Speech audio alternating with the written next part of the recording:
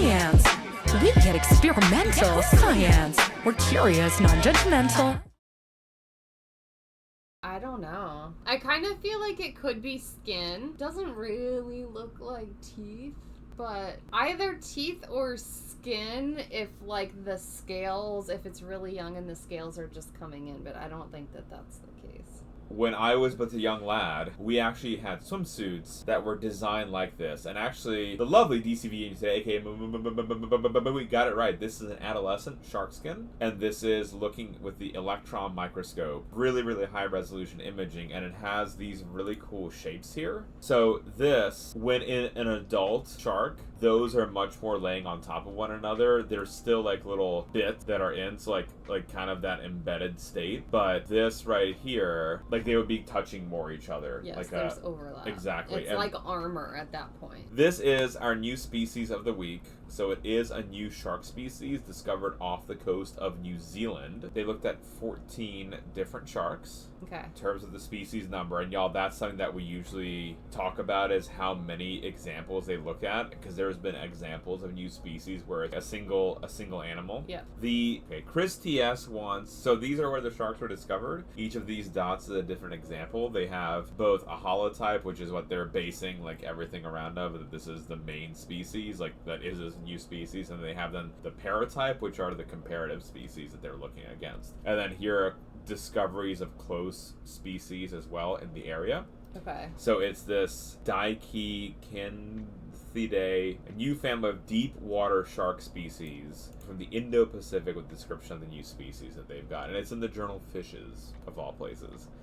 Jay, are they coming closer to shore because of the destruction of the breeding grounds of the snapper around the island New Zealand? So, Jay, per the paper, they're still getting them at pretty deep depths of at least, I think, 1,500 meters of where they actually ended up finding the shark. So at least for this shark species, there was not anything about them going close to shore, but that doesn't mean that it's not happening with either this species or any of the other species, because you're right, a lot of habitat loss is happening, and I think that's actually some of the other, that was one of the messages you had on today's short as well, of like, they're very resilient and they've survived an extremely long time of the world, but they're under threat by humans now.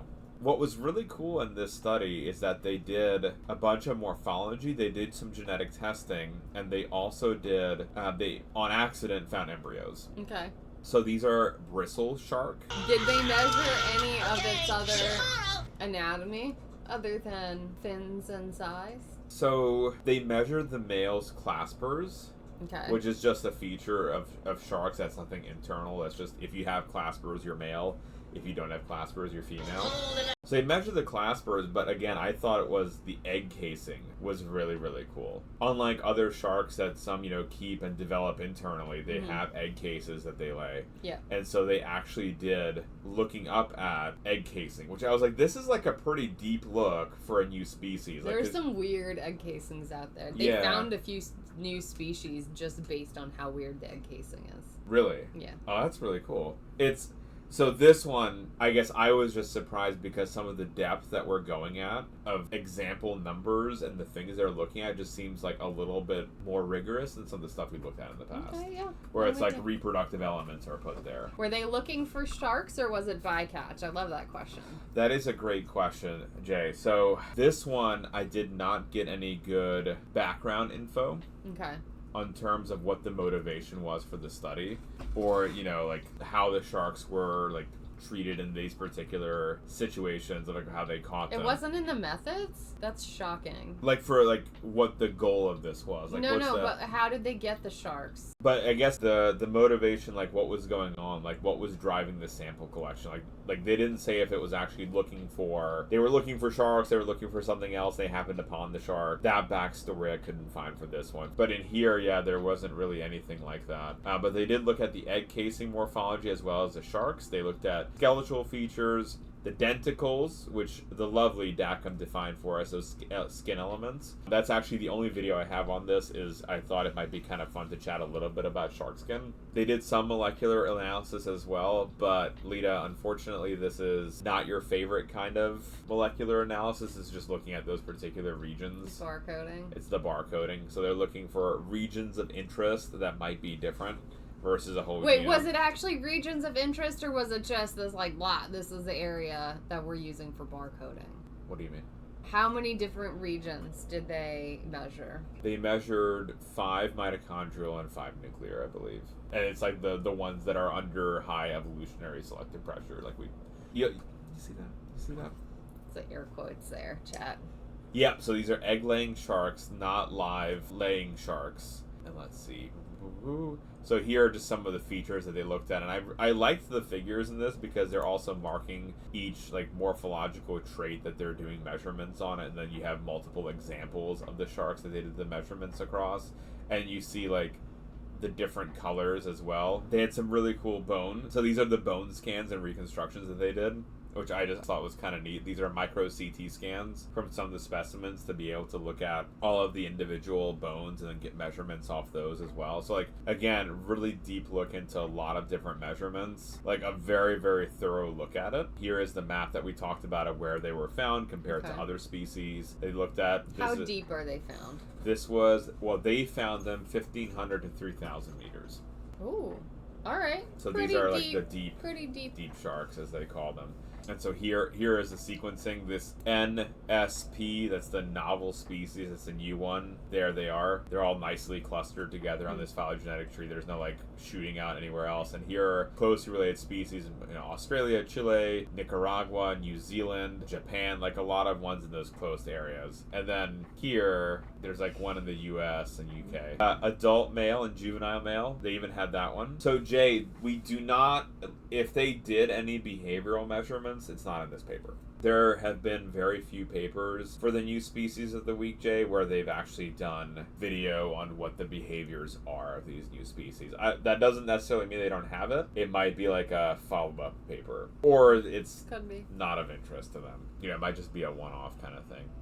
But then here, underside as well, comparison, we have the adult and the juvenile male. So again, they're just showing you images and going a lot into what all the differences are they looked at. And here's like a big table of measurements that they have. And this is this is your average measurement that they put together when they compare the holotype, which is like the special like primary example, and then they have the merged paratypes and just the absurd number of features that they've measured. I'm impressed by this table. Like it keeps going. I'm satisfied. I am satisfied by this table. Turgis, why are they so sad? They're so sad because they're specimens in a museum now. I mean, yay for science. Sad for them. I'm with them on it. I'd look sad too. I was so worried that you were going to be like, because they're dead. They're dead, Jim! Tommy, this is your fault. Putting Star Trek on the mind. So yeah, it was that's like the data together, and it was interesting in terms of like how they wrote the paper. They've got some like really nice explanations throughout and like what all of these features mean. There's the female as well that they've got like constantly like showing off imaging a lot of these different components. This is the egg case. Ah, look at this. This is beautiful. The wrinkliness glued, I might be due to the preservation. So these are like the formaldehyde, like kind of like when you see them in jars. Like even on our IRL trip, when we were at the Marine Research Center, was it? Like on St. George. It dehydrates them a lot, the formaldehyde. So they would normally look a lot more fleshed out than that. Yeah. So that's why you'd be seeing that kind of shriveled look. Even like the adult one would be shriveled too. Lodoc, this is an egg case from one of our new species of the week, and they have a couple of examples of them. So they have the first one is preserved, and then the second one is the live image of how it looks like. So here they do have, so I think Jay was asking if they had video footage of their behaviors. They don't have the video, but here they had a couple of images. So this is what I was saying, Jay, like in the supplement, there would be like the videos, maybe, but no videos in the supplement. So everything in this paper is just right on here. We've got a couple of images of them swimming around. So the other, really, they just had a couple of images of this shark. They had the adult male in the upper panel, seeing able to swim around. They had some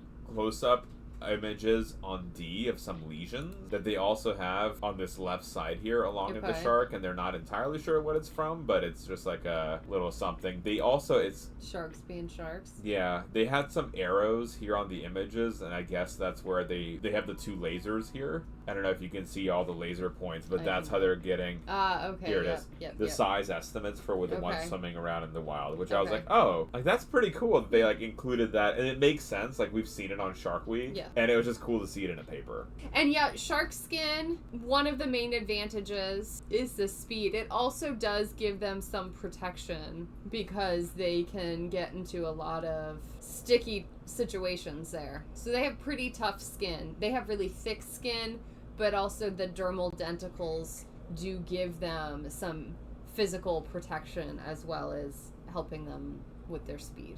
All right, so that's the first news story of the night.